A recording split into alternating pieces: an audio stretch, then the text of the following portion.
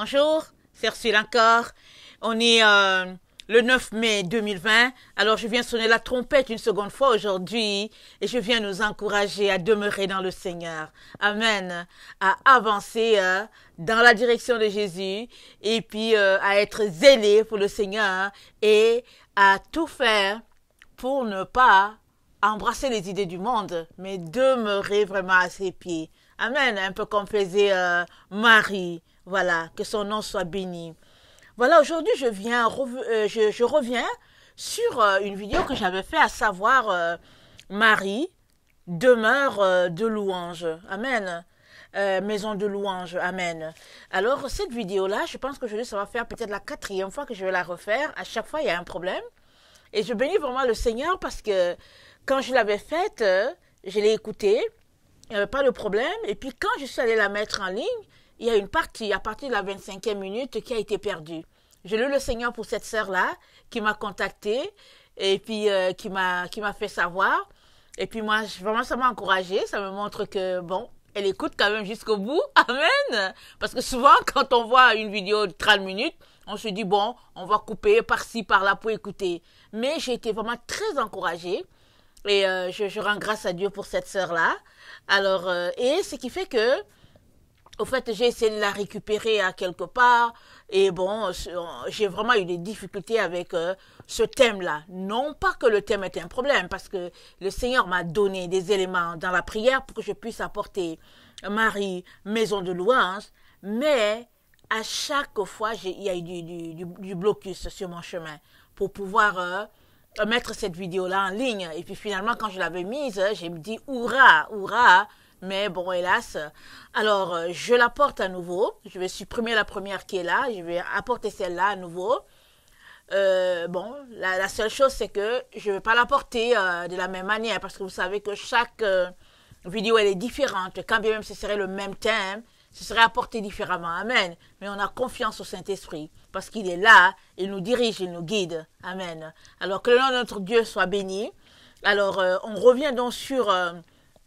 la vidéo, le thème de Marie, la Vierge Marie, maison de louange. Alors, je disais donc le 2 mai, si j'ai bonne mémoire, parce que j'ai laissé mon cahier de prière dans l'autre salle, alors je ne vais pas retourner le récupérer, ce cahier. Mais toujours est-il que ce jour-là, dans mon temps de prière, le Seigneur m'a donné 3 éléments qui ont débouché sur 6 thèmes. Amen. 3 éléments qui ont débouché sur 6 thèmes. Alors, la vidéo que j'ai apportée hier, à savoir Marie et l'Arche de l'Alliance, j'ai eu ce thème-là. Ce thème-là a découlé du point 2. Amen. Alors, ce jour-là, dans la prière, le Seigneur m'a donné 3 points. Il m'a donné le chiffre 4, je l'ai déjà dit. Il m'a donné la deuxième lettre de l'alphabet hébraïque, le bet. Et du bête, dans le bête, j'ai trouvé le 119, la deuxième strophe. Amen. Parce que le psaume 119 est écrit suivant les 22 lettres de l'alphabet. Amen. Alors, j'ai trouvé un élément très fort que le Seigneur voulait que je regarde. Il m'a montré la deuxième lettre avec une étoile. Pardon, pas avec une étoile, il m'a montré la deuxième lettre de l'alphabet hébraïque en gras. Vraiment, quand quelque chose est en gras, on sait que c'est très important. Et puis, il m'a donné un 3e élément, Siracide 24. Et bon, c'est la première fois vraiment que je suis tombée là-dessus. Et j'ai été émerveillée pour tout ce que j'ai découvert. Et donc, la vidéo va donc porter sur ces 3 thèmes-là. Amen. Alors, on va y aller. Bon, j'avais dit que j'ai eu le chiffre 4. Alors, je suis allée regarder le 4 dans la concordance grecque. Alors, ça m'a donné que ce n'était pas quelque chose, un fardeau qui oppresse. C'est pas un joug qui est lourd sur la personne. Et le Seigneur m'a dit, Marie, c'est pas quelque chose d'oppressant. Au contraire, c'est quelque chose, c'est un baume de bénédiction, la Vierge Marie. Mais l'ennemi en fait quelque chose de lourd, quelque chose euh, un rebut de la société, alors que c'est le contraire que ça devait être. Alors c'est un peu comme Ève, Dieu a envoyé Ève sur la terre pour bénir. C'est la partie de la partie qui contenait la vie. Et l'ennemi, en tout cas, l'a fait tromper de la trajectoire. Et puis aujourd'hui, Ève, bon, et puis toutes les femmes, les filles vivent plein de choses à cause justement de cette situation-là. Alors, dans le thème, dans le chiffre 4, donc, il y avait cet élément-là où le Seigneur nous informe que ce n'est pas quelque chose de lourd qu'il nous donne.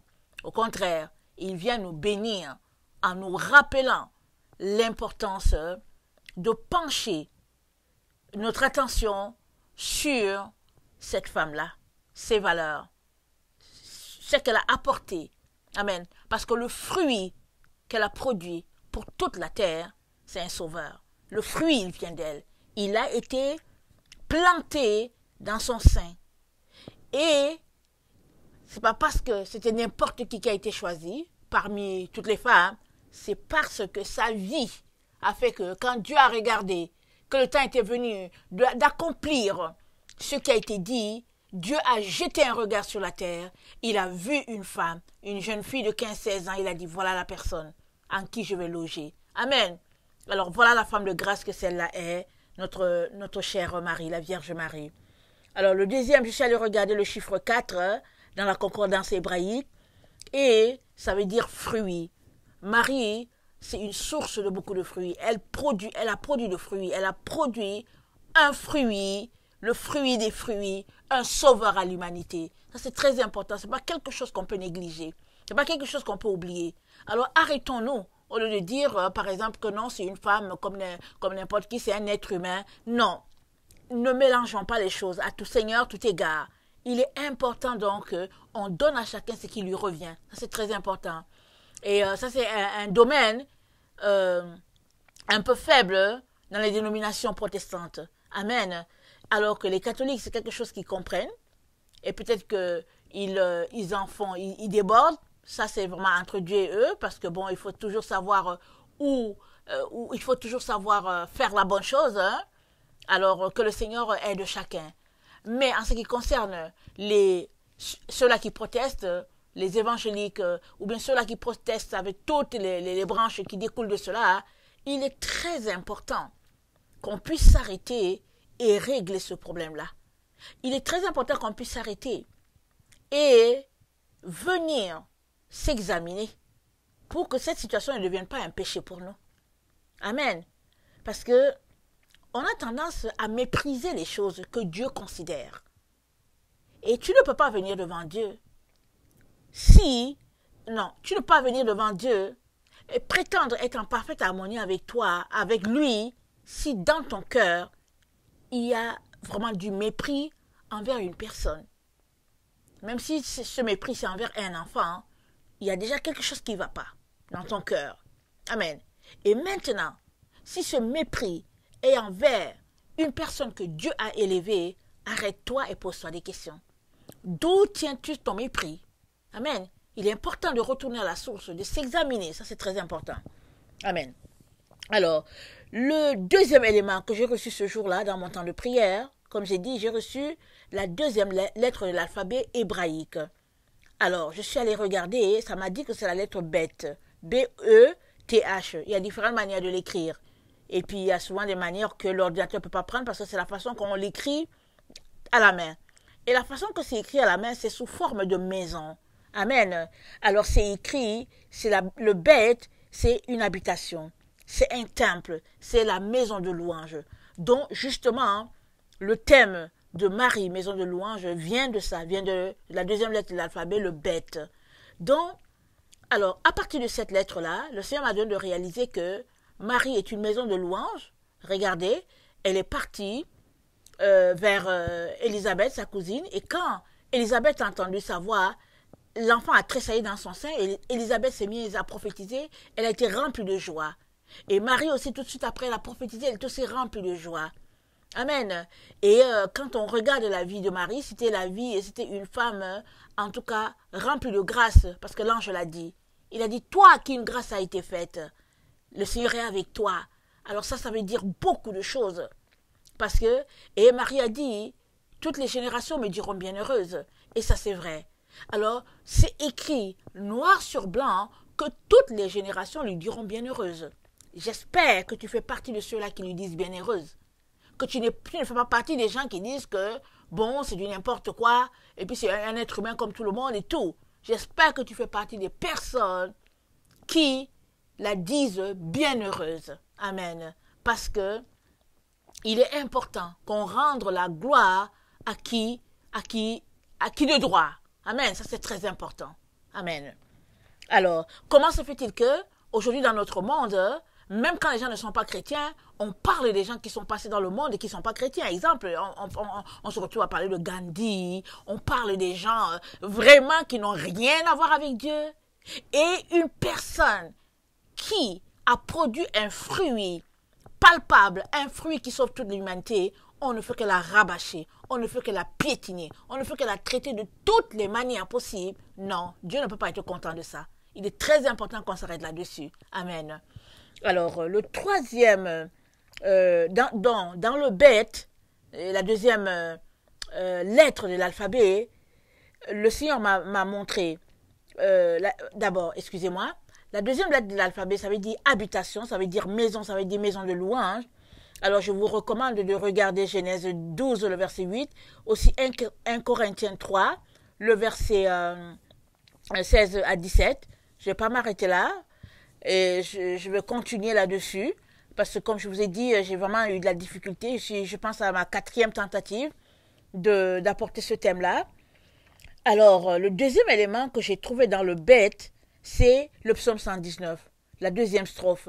Alors, je vais les lire et on va voir qu'est-ce que le Seigneur veut nous enseigner ici à travers la vie de Marie. Cette maison de louange-là, cette habitation-là, où Dieu a trouvé un lieu vraiment propice pour son habitation. Amen. Et j'ai déjà dit que dans la vidéo que j'ai apportée hier, à savoir Marie et l'arche de l'Alliance, Jésus est venu habiter en Marie.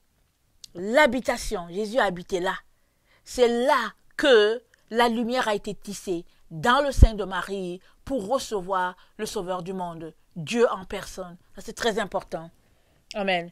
Alors, le bête dans le 119, ça commence au verset 9. Ça dit ceci.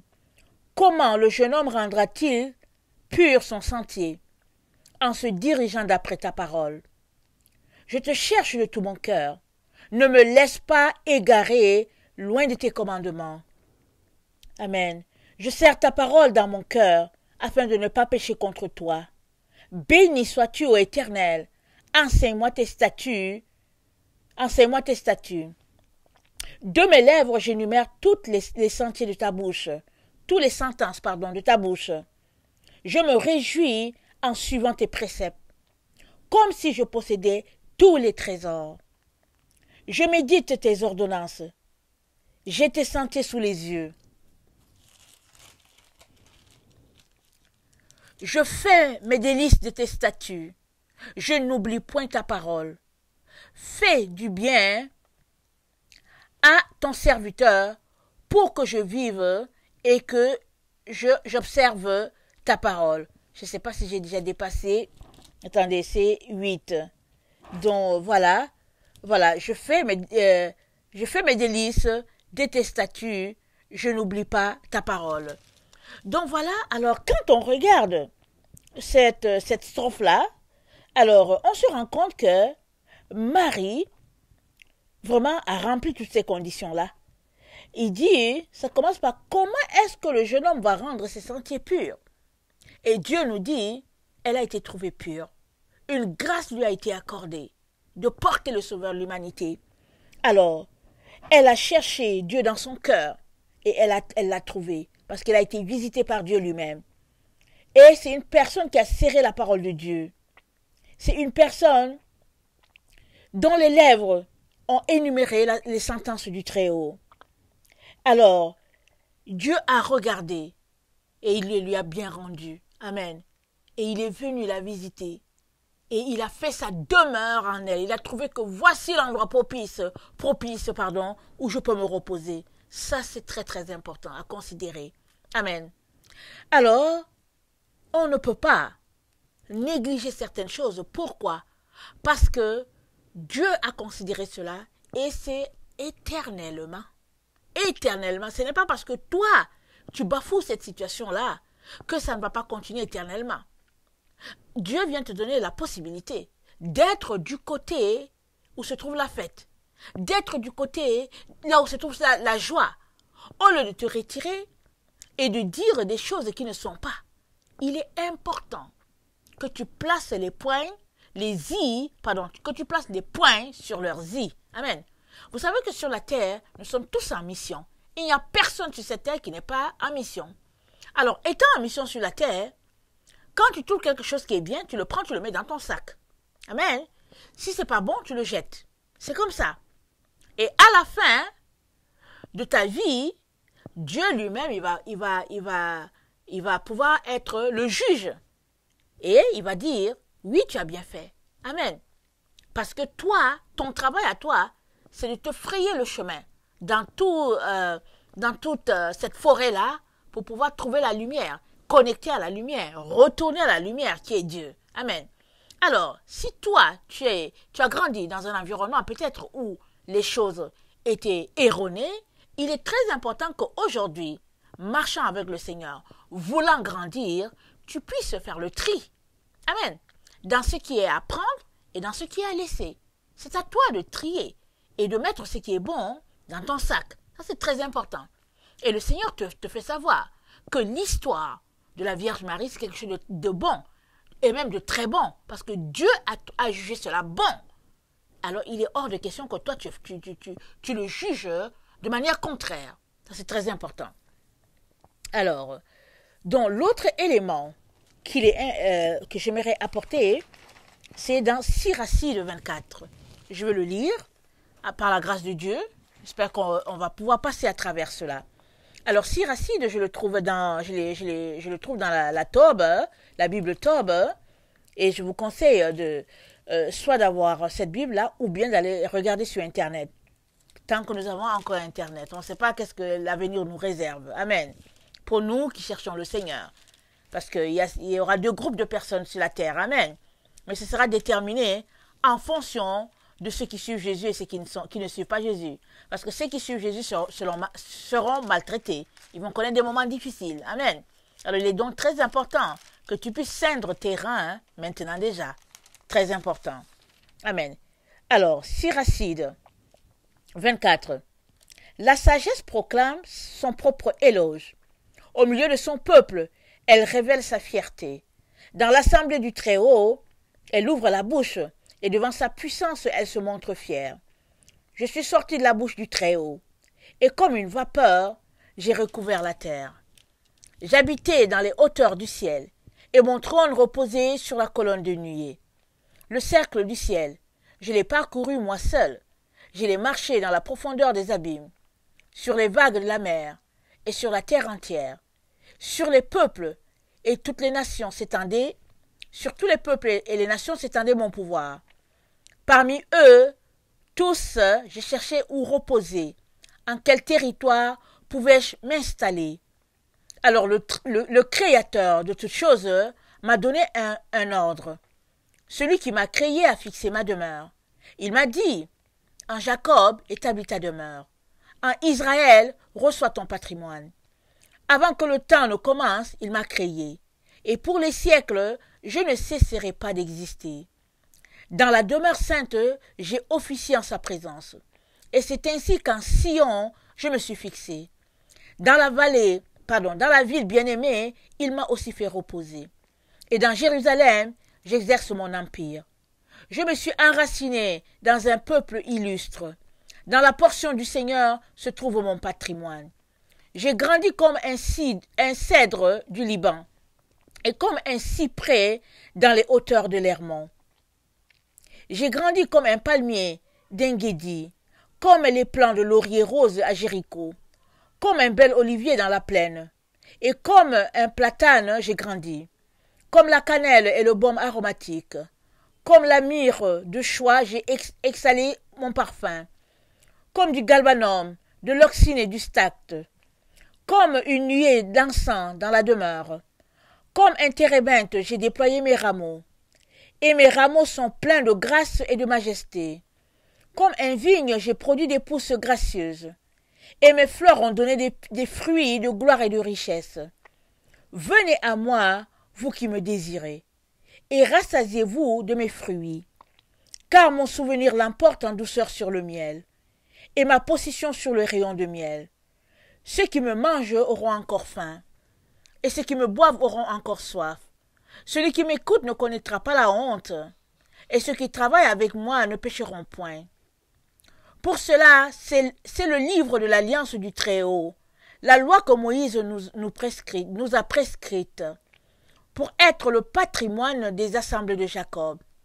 C'est elle qui fait déborder la sagesse comme le pichon, et comme le tigre à la saison des nouveaux fruits, à la saison des nouveaux fruits, qui inonde l'intelligence comme l'Euphrate, et comme le Jourdain au jour de la moisson, qui répand à flot l'instruction comme le Nil, et comme le Gihon au jour de la vendange.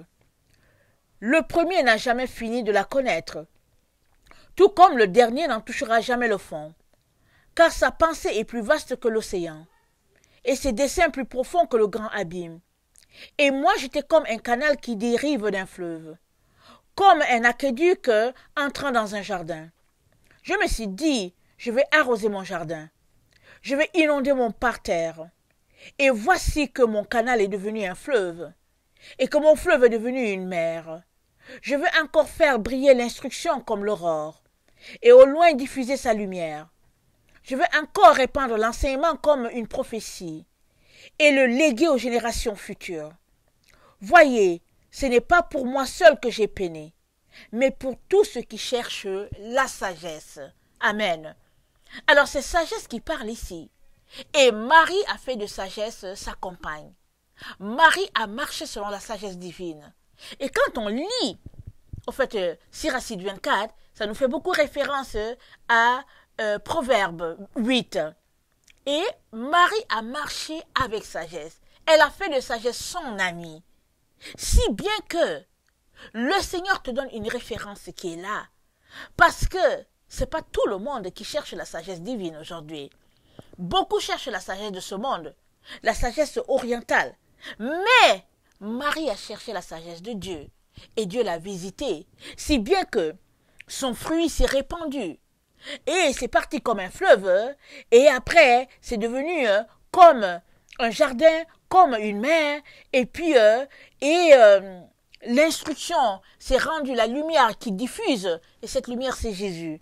Et sagesse dit, le verset 33, elle dit, je vais encore répandre l'enseignement comme une prophétie et le léguer aux générations futures.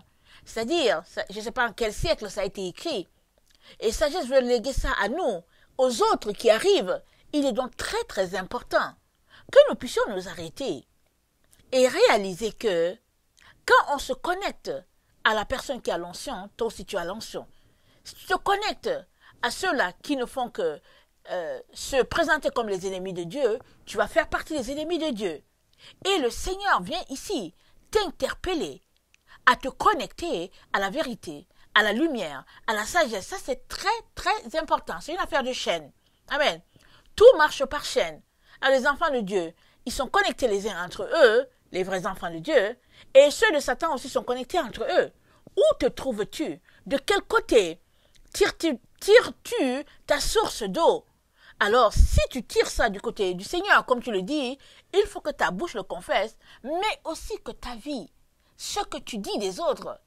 Et Marie, c'est une femme qui est bafouée dans cette société, bafouée dans plusieurs églises, et les gens l'ont pris, ils l'ont associé à l'église catholique. Si bien que, quand il y a des exactions qui sont faites dans l'église catholique, on l'assimile, on mélange tout ça, et puis on jette tout ça à la poubelle. Mais il est important que tu fasses le tri. Et faire le tri, et le bon tri, nécessite que tu aies la sagesse. Et la sagesse divine. Amen. Alors, sagesse dit que elle a été établie en Jacob. Elle a cherché où demeurer. Et le Très-Haut lui a dit de demeurer dans Jacob. Il a donné sa portion. Il l'a établi. Il s'est dit, le verset 8, alors le Créateur de toutes choses m'a donné un ordre. Celui qui m'a créé a fixé ma demeure. Il m'a dit, en Jacob établis ta demeure. En Israël reçois ton patrimoine. Et ici, au verset 10, c'est dit, dans la demeure sainte, j'ai officié en présence, et c'est ainsi qu'en Sion, je me suis fixé. Et nous savons tous que Sion, c'est la montagne de l'Éternel. Sion, c'est là que David a acheté une portion pour bâtir le temple à l'Éternel. Sion, c'est la demeure du Très-Haut, et c'est sa dernière demeure sur cette terre, et puis aussi éternellement. Alors Sion a la valeur devant Dieu. Et sagesse est établie en Sion. Et maintenant, quand on regarde bien, et je pense que la vidéo d'hier vraiment nous situe très bien, hein, le pont entre David et puis nous autres, c'est Marie. Parce que Marie, elle descend pleinement de David. David, c'est lui qui a établi, qui a acheté cette parcelle de terre. Et il a décidé de faire la demeure de l'Éternel là sur le mont Sion, physiquement. Et puis, il y a la Sion spirituelle. Et toi et moi, quand nous disons que nous allons à la montagne, nous disons que la montagne, c'est là qu'on rencontre Dieu. Mais quand on parle de la montagne, on parle du mont Sion. C'est là que c'est le joyau de l'Éternel. Regardons un peu dans Lamentation comment cet endroit-là a été vu. Ok? C'est Lamentation. Attendez, j'espère que j'ai ma référence. Attendez, il ne faut pas que je le perde. Ok, c'est Lamentation 2, le verset 14 à 15. C'est dit ceci du mont Sion, de Jérusalem. C'est dit, tes prophètes ont eu pour toi des visions vaines et fausses.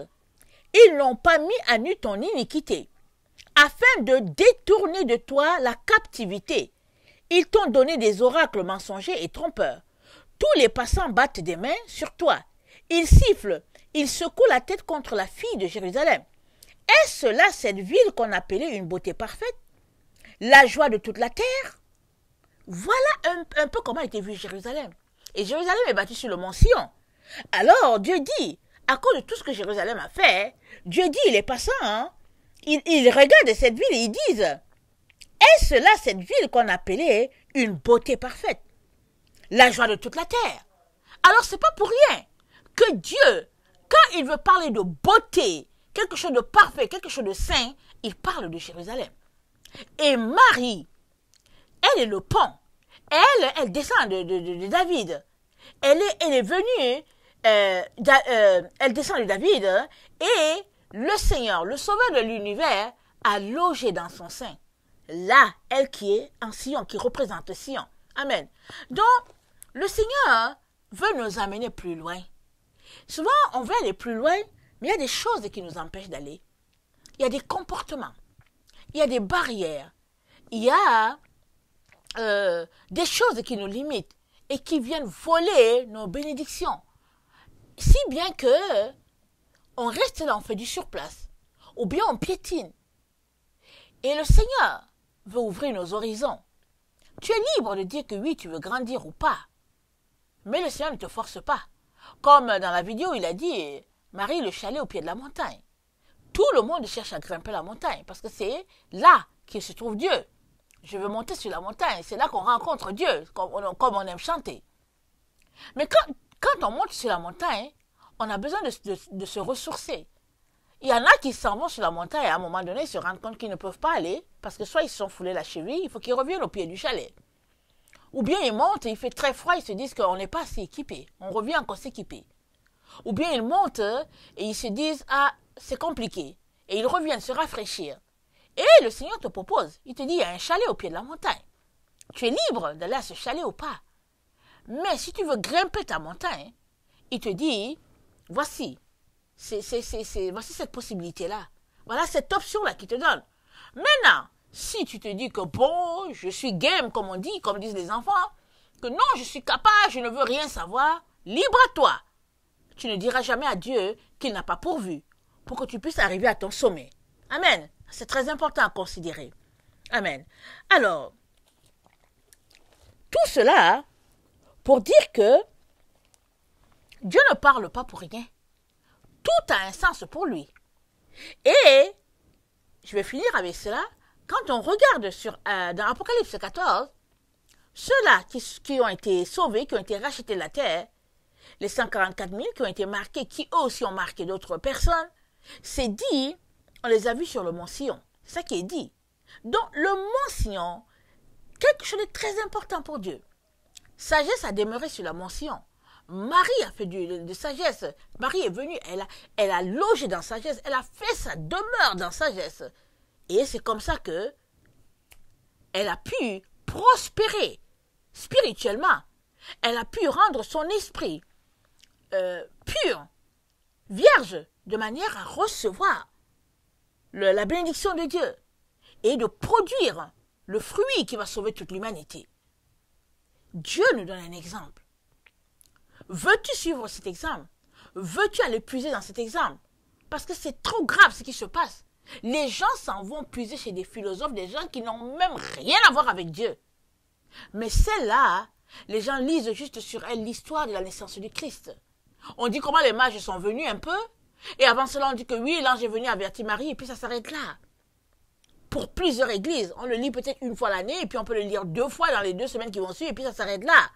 Mais Marie, c'est pas, comment on appelle ça là, une figurine. C'est pas une figurine. C'est une personne que Dieu considère. Elle est vivante.